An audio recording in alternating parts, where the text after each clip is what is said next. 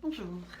Aujourd'hui, j'avais envie de vous parler des personnes qui vont mettre en schéma de survie la dissociation, ce qu'on va appeler dans notre jargon des personnalités dissociatives. C'est-à-dire qu'à un moment donné, ils ont vécu quelque chose de douloureux, un trauma ou des douleurs d'enfance mais à répétition ou des abandons, enfin des choses importantes. Et pour se protéger, ils vont avoir mis en place la dissociation entre leur, leur mental et leurs émotions. Et donc ils vont faire fi de leurs émotions et ils vont faire prendre le relais à leur mental. Et leur mental va petit à petit faire tout à fait cette fonction jusqu'à un certain moment où c'est plus possible du tout. C'est-à-dire qu'en fait, comme tout fonctionnement de survie, eh bien, il y a un moment où ça se retourne contre soi, c'est-à-dire que ça va permettre pendant un certain temps d'avancer, et puis à un moment donné, eh bien au contraire, ça va être un frein. Ça va nous obliger, en fait, en tant que personne dissociative, à être tellement fermé qu'on n'arrive plus à être en contact avec les autres, ou plus autant qu'on voudrait.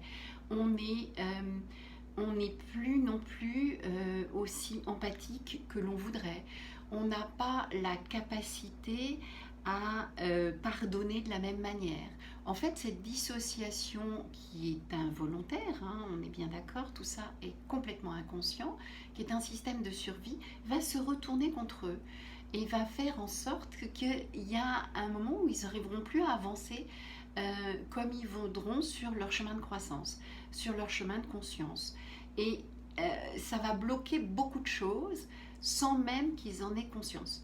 Donc, eh bien, il y a un moment où petit à petit, il faut réapprendre à rouvrir cette émotion, à refaire contact avec ces émotions et petit à petit arriver à les communiquer aux autres, aux gens qu'on aime, aux gens qui sont importants pour nous, arriver petit à petit à décristalliser certains fonctionnements qu'on a mis en place et puis qui restent cristallisés.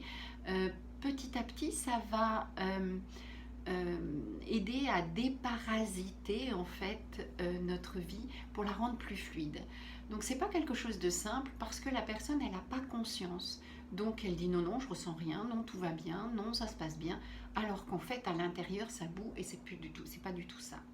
Donc il y a un besoin d'avoir cette position méta, cette position de témoin honnête vis-à-vis de soi-même. Voilà, c'était la petite bulle d'aujourd'hui. Vous pouvez toujours me retrouver sur YouTube, Instagram et Facebook. Bye bye!